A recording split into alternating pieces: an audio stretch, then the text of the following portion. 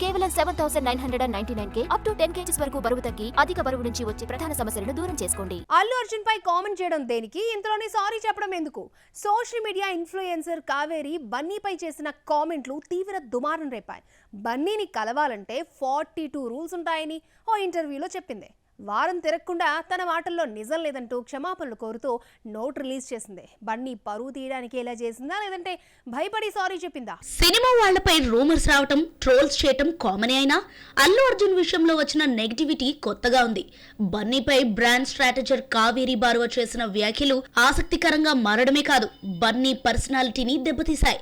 దీంతో Bunny team serious గా స్పందించి రూమర్స్ ను ఖండించడమే కాదు, తప్పుడు కథనాల ప్రచారాన్ని తీవ్రంగా పరిగణించింది.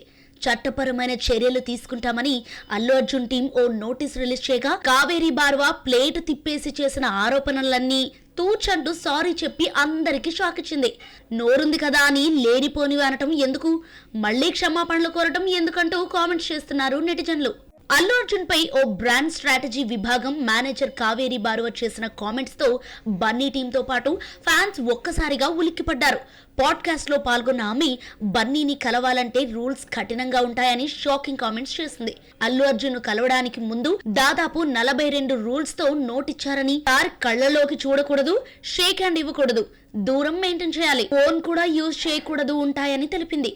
యాడ్ షూటింగ్ టైంలో అల్లు అర్జున్ వస్తుండగా ఎక్కడో మూల కూర్చొని ఫోన్ చూస్తుంటే హీరో బాడీ గార్డ్ వచ్చి చేతిలో ఫోన్ లాగేసుకున్నారు. హీరో ప్రైవసీకి భంగం కలగకూడదని అలా స్ట్రిక్ట్ గా ఉండొచ్చని కావేరి పేర్కొంది. పాడ్కాస్ట్ వీడియో వైరల్ కావడంతో బన్నీ యాంటీ ఫ్యాన్స్ సోషల్ మీడియాలో హీరోను ట్రోల్ చేయడం స్టార్ట్ చేశారు.